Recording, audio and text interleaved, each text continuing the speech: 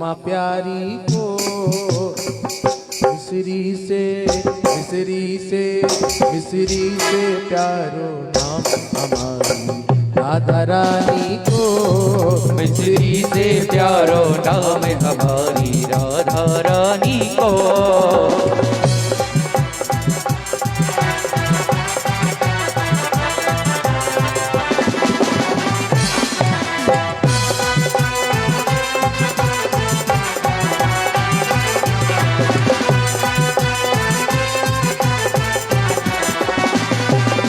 दोनों हाथों को उठाते हुए जय श्री राम।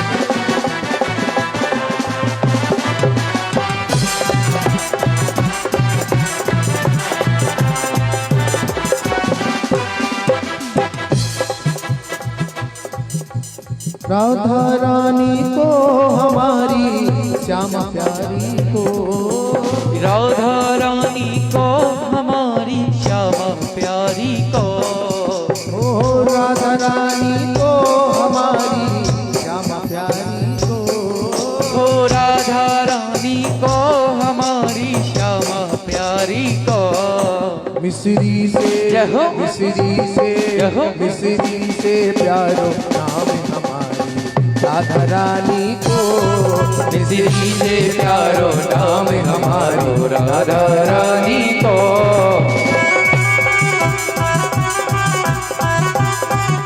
दोनों हाथों को उठाते हुए बोलेंगे श्री राधे।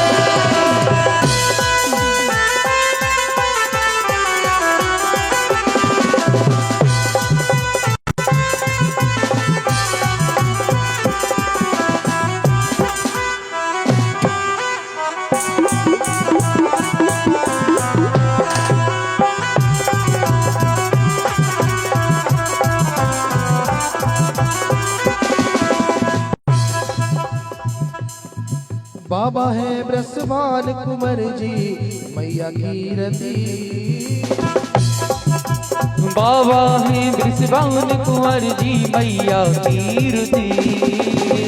बाबा है ब्रसवान कुंवर जी मैया की रति। बाबा है ब्रसवान कुंवर जी मैया की रति।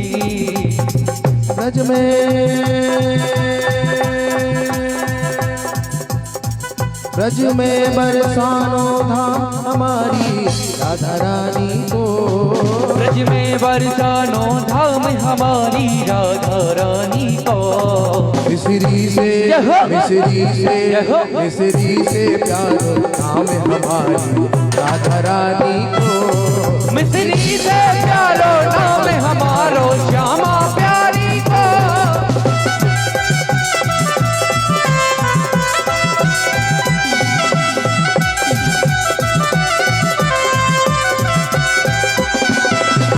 बोलेंगे बांके बिहारी लाल की जय हो।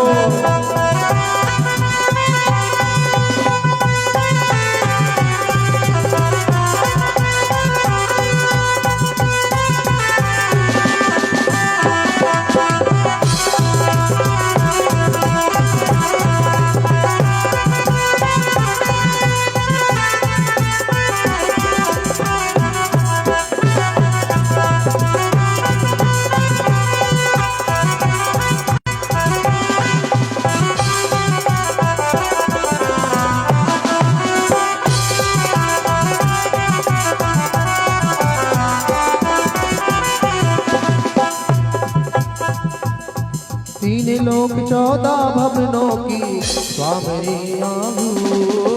तीन लोक 14 भवनों की स्वामिनी राधे। तीन लोक 14 भवनों की स्वामिनी आहू। तीन लोक 14 भवनों की स्वामिनी राधे। चरणन को जाकर जाप हमारी राधा रानी को। चरणन को जाकर नाम हमारो राधा रानी को। जय श्री राधे।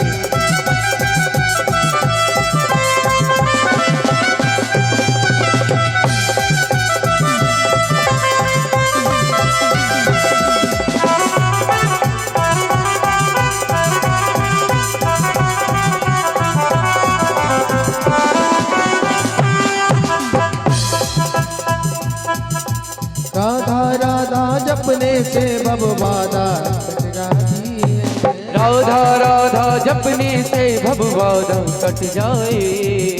राधा राधा जपने से भव बाधा कट जाए।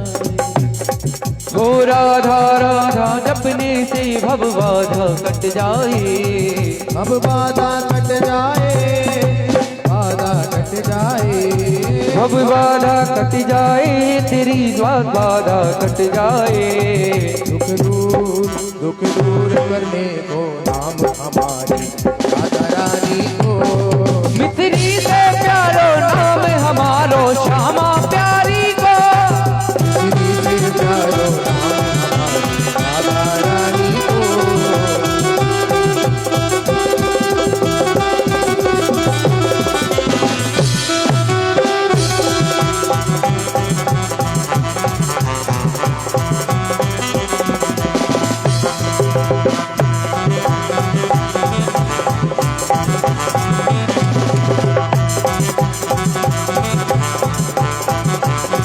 मीठी मीठी तालियों की सेवा के साथ दोनों हाथों को उठाते हुए बोलेंगे श्री राधे।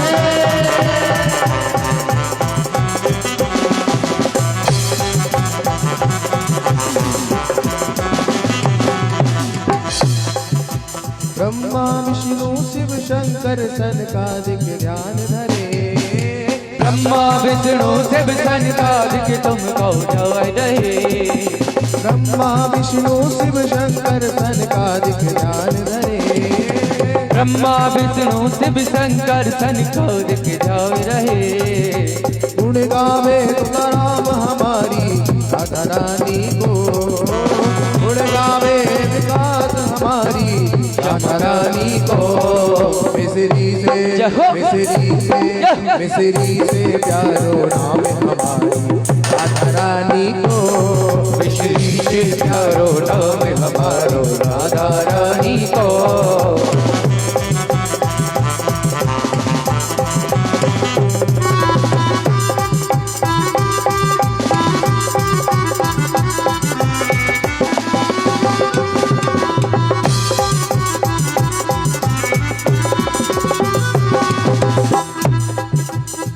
राधा रानी को हमारी श्यामा प्यारी को। राधा रानी को हमारी श्यामा प्यारी को। मिश्री से प्यारो नाम हमारी राधा रानी को। मिश्री से प्यारो नाम हमारो श्यामा प्यारी को।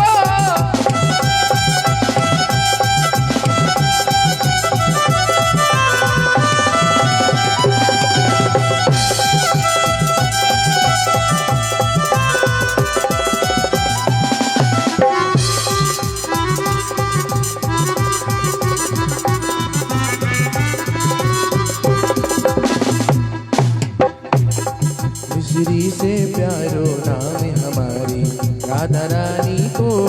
मिश्री से प्यारो नाम हमारी राधा रानी को। मिश्री से प्यारो नाम हमारी राधा रानी को।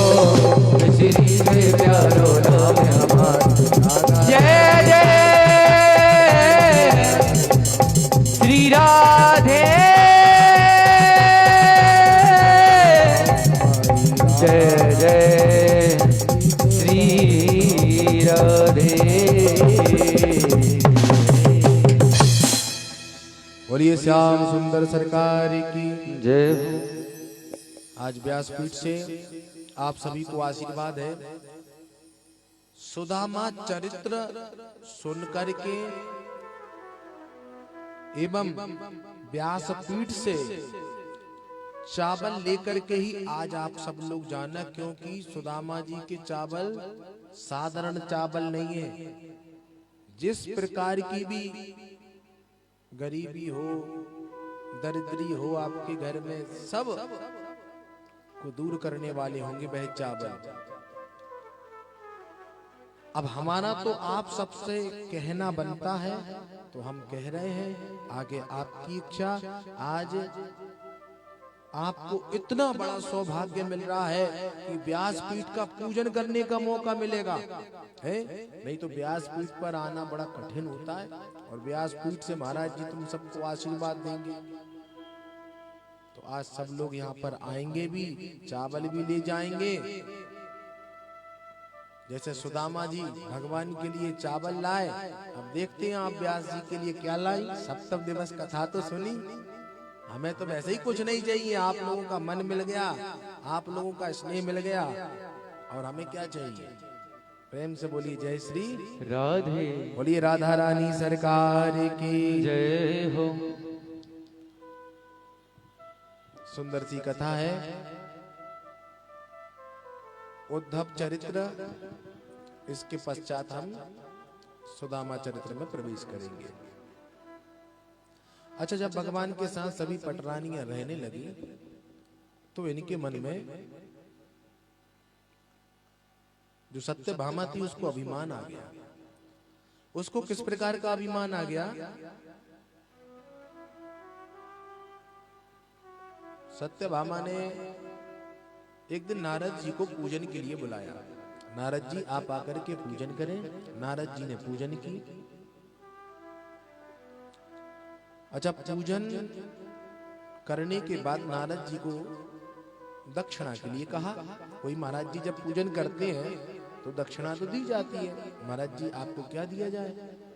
नारद जी सत्यभामा से बोले कि देवी, जो मैं चाहता हूं वो आप दे नहीं पाएंगी, इसलिए कोई बात नहीं, भगवान है, भगवान को पूजन करा दिया, आपको पूजन करा दिया। सत्यभामा को लगा कि ये कैसी बात कर रहे हैं।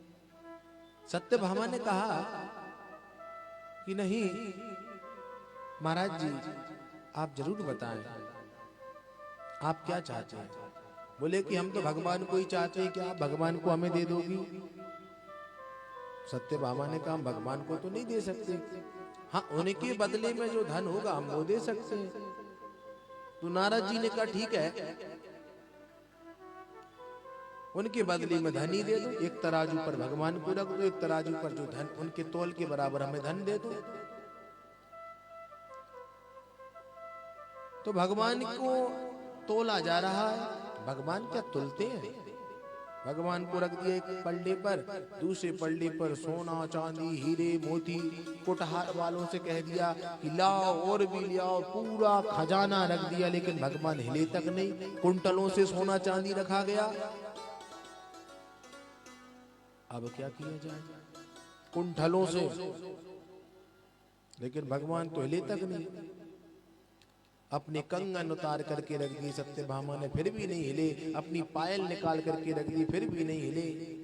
मंगलसूत्र रखने वाली थी, बेंदी रखने वाली थी।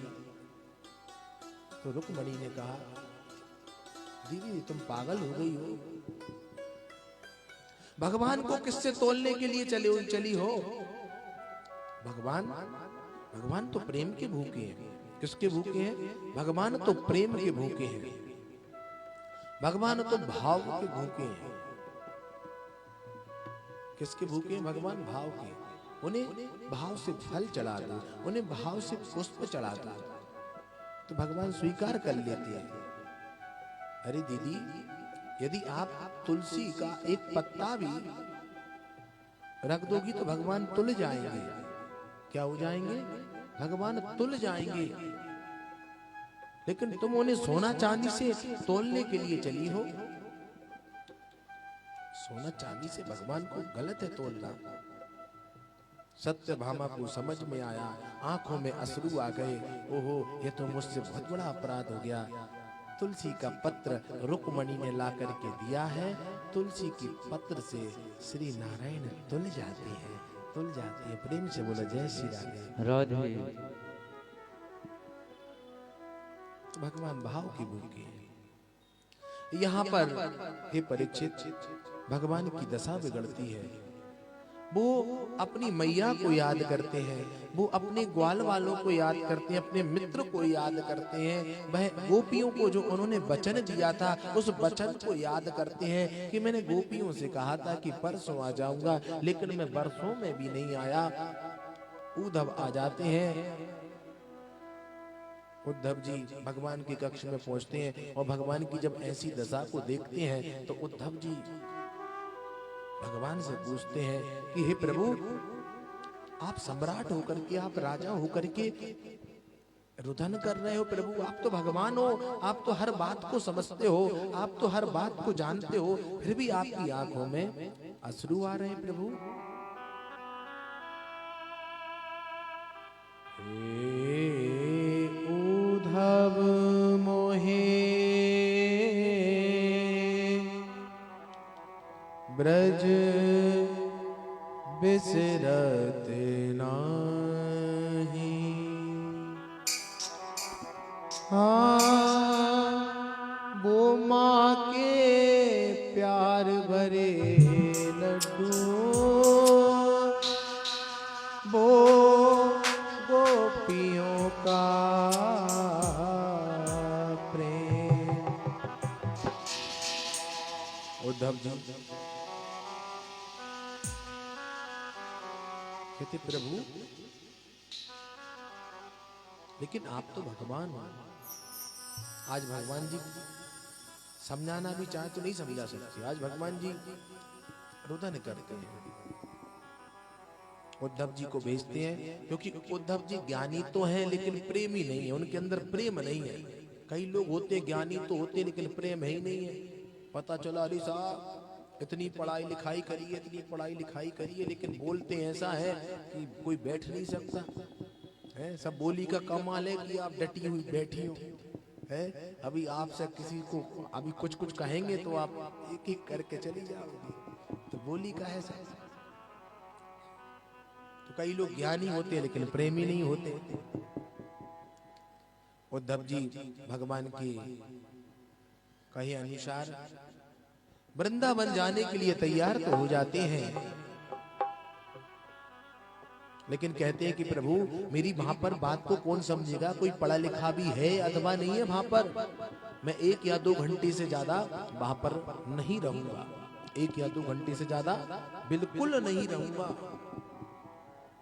भगवान अपना पीतांबर उड़ा देते हैं और कहते हैं कि उद्धव यह तो वक्त बताएगा कौन कितनी देर वहां पर रहेगा। समय निकला, जाते हैं उद्धव। वही सोने का रथ है, भगवान जी उस सोने की रथ से वहां से चले थे, वही सोने का रथ है। बस यहाँ पर सारथी बदल गया है। यहाँ पर उद्धव जी हैं, अक्रूर जी भगवान को लेने के लिए आए थे, अब उद्धव जी जा रहे हैं। तो नदी के पास, यमुना जी के पास ग्वाल बाल बैठे हुए थे। वो जो सोने का रथ देखा, अरे ये तो हमारे श्याम सुंदर का रथ है, ये तो वही रथ है। इस रथ पर बैठ करके हमारा कन्हैया हमसे बिछड़ के गया था। दौड़ करके आते हैं, मन में बहुत सारी आशाएं होती हैं। भगवान का पीतांबर देखते हैं, धीरे धीरे मुख तक निगाहें पहुंचती हैं। सब मित्रों की, श्री दामा मधुमंगल, सबके मन उदास हो जाते हैं। अरे ये कन्हैया नहीं है, ये तो कोई और है। उद्धव जी उनसे पूछते हैं कि भैया तुमने नंद बाबा का घर देखा है? कहते हैं श्री दामा मधुमंगल वो तो बहुत ही सरल हो गया है जब से भगवान यहां से गए हैं। कैसा, क्या मतलब? अरे लाखों गोपियां भगवान के प्रेम में रो रही हैं, लाखों करोड़ों गायें भगवान के प्रेम में रुदन कर रही हैं कि हमारे कन्हैया, हमारे ठाकुर हमको छोड़ करके क्यों गए? ऐसा हमसे क्या अपराध हो गया? भैया ये तुम देख रहे हो, ये जो पानी है ना, ये पानी मत कहना इसको, ये पनारा है। कितनी गोपियां भगवान की याद में आंसू बहाती हैं, कितनी गायें भगवान की याद में आंसू बहाती हैं। भगवान ये कन्हैया परसों की कह करके गया था, लेकिन परसों हो गए, आया नहीं है। सभी उसके याद में, सभी उसके प्रेम में रोते रहते हैं। भैया यहाँ से जो पनारा दिख रहा है जहाँ समाप्त हो जाए तो समझ लेना कि वही नंद बाबा का घर है। पहुंचते हैं, नंद बाबा दौड़ करके आते हैं कि मेरा कन्हैया आ गया, मेरा कन्हैया आ गया। चेहरा देखते नहीं है। कन्हैया तूने बहुत देर कर दी बेटा, मेरे गले से लग जा। गले से लगा लेती है। 2 मिनट बाद देखते हैं, अरे ये तो कन्हैया नहीं है। पिता के देह की स्थिति बिगड़ जाती है। पिता बहुत परेशान हो जाता है। कहता है कन्हैया ये तो कन्हैया नहीं है, यह तो कोई और है। उद्धव जी परिचय देते हैं। उद्धव जी कहते हैं कि मेरा नाम उद्धव है और मैं तुमको बताने के लिए आया हूं कि जिसे तुम अपना बेटा समझते हो वह परब्रह्म है, वह नारायण है। नंद बाबा कहते हैं तुम ये क्या कह रहे हो? मेरा बेटा भगवान है, मुझे तो कुछ समझ में नहीं आ रहा है। यदि वो मेरा बेटा नहीं है, भगवान है, तो एक दिन की बात है, इसकी माँ ने उसको ऊखल से बांध दिया और जब वह परेशान हो गया, रस्सी खुली नहीं, तो बोला बाबा बाबा मुझे इस ऊखल से छुड़ा दो। तो मैं गया और मैंने उसको ऊखल से छुड़ाया। भगवान तो सभी के बंधन को खोलने वाली है, लेकिन जिसके बंधन मैंने खोले वो क्या भगवान है? अच्छा ठीक है, भगवान भी है तो क्या अपने माता पिता के साथ ऐसा व्यवहार करना चाहिए? यह व्यवहार ठीक है क्या? जब तक मन माना तब तक खूब प्रेम दिया, अब तो वो मिलने भी नहीं आता है। देख उसकी माँ की क्या हालत हो गई है? दिन भर उसकी याद में रोती रहती है, पागल हो जाती है, खुद नहीं सोती, कहती है कि मेरा लाला है, मेरा लाला सो रहा है, अभी कोई ज्यादा तेज आवाज मत करो। देख अभी भी देखो उसको माखन खिला रही है, उसको तो हर पल हर स्थिति में वह लाला का दर्शन हो रहा है। मैं और तुम बात कर रहे हो, अभी देखो कैसे अपने होठों पे उंगली रख करके कहती है चुप हो जाओ, मेरा लाला सो रहा है, मेरा लाला माखन खा रहा है। कभी दौड़ जाती है यशोदा मैया छड़ी लेकर के, देखो मेरा लाला। पुत्र का दर्द तो माँ ही जान सकती है, पुत्र का दर्द तो एक पिता ही जान सकता है, पुत्र क्या होता है। उद्धव समझाने तो आए हैं लेकिन समझा नहीं पाते हैं। ऐसे ही मधुबन में जाते हैं। मधुबन में किशोरी जी और गोपियां रथ पर सवार होकर के आ रहे हैं उद्धव, और जो देखा गोपियों ने, किशोरी जी ने, तो किशोरी जी पहुंच जाती हैं। अरे हमारे कन्हैया आ गए। तो कुछ गोपियां कहती हैं हाँ हमें नहीं जाना, उससे नहीं मिलना, एकदम छलिया है, नटखट है, कोई अपनी प्रेमिकाओं के साथ ऐसा व्यवहार करता है, हमें नहीं जाना। लेकिन किशोरी जी कहती हैं अरे वो सब तो छोड़ो, कितने दिन बाद आए हैं, वो हमसे मिलने आए, हम उनसे मिलेंगे। दौड़ करके जाती हैं, लेकिन जब उद्धव को देखती हैं तो सबके मन में बात ही बात रह जाती है। उद्धव जी उतरते हैं, रज उनके चरणों से लगती है वृंदावन की। वो किशोरियों से कहते हैं वही प्रश्न और वही उत्तर किशोरी को देते हैं।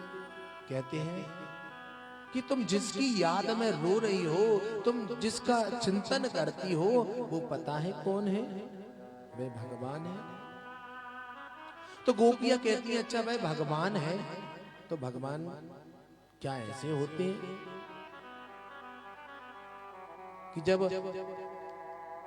हमको भूख लगती थी तो वो हमसे हमारे साथ खाता था और हमारे साथ खाते खाते हम उसको खिला देते।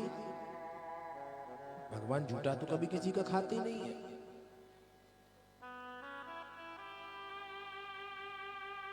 अरे उद्धव तुम हमें क्या समझाओगे?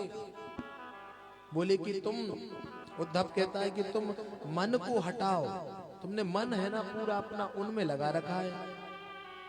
बोले कि उद्धव हमारे पास तो कोई 10-20 तो मन नहीं है, एक मन था तो वो हम श्याम सुंदर को दे चुके हैं।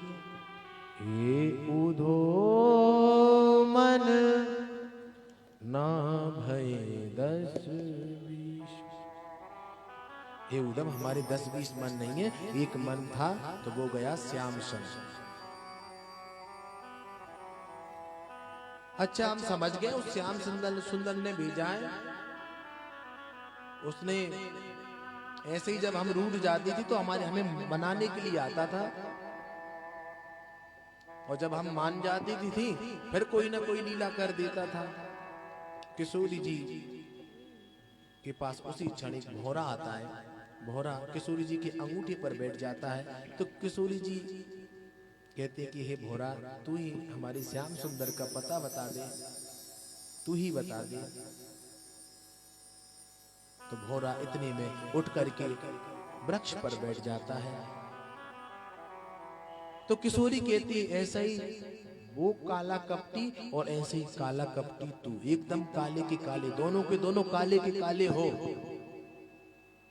इस प्रकार से किशोरी कहती है। अरे उसका तो ऐसा हाल है, जब तक मन लगा तब तक खूब प्रेम किया, खूब बढ़िया फसल हो गई, इसके बाद सूख गई, कट गई, और जो कुछ बचा तो आग लगा दी, सब काला कर दिया। अरे हम तो सब जानते हैं ऐसा छलिया है कि बाली और बलि के पास पहुंच गया ब्राह्मण बन करके। पहले तो उसको कुछ नहीं बताया और अंजलि में जैसे ही संकल्प लिया तो उसका सब कुछ छीन लिया। ऐसे ही बाली और सुग्रीव को आपस में युद्ध करा दिया, पीछे से मार दिया। एकदम छलिया का छलिया, कपटी का कपटी है।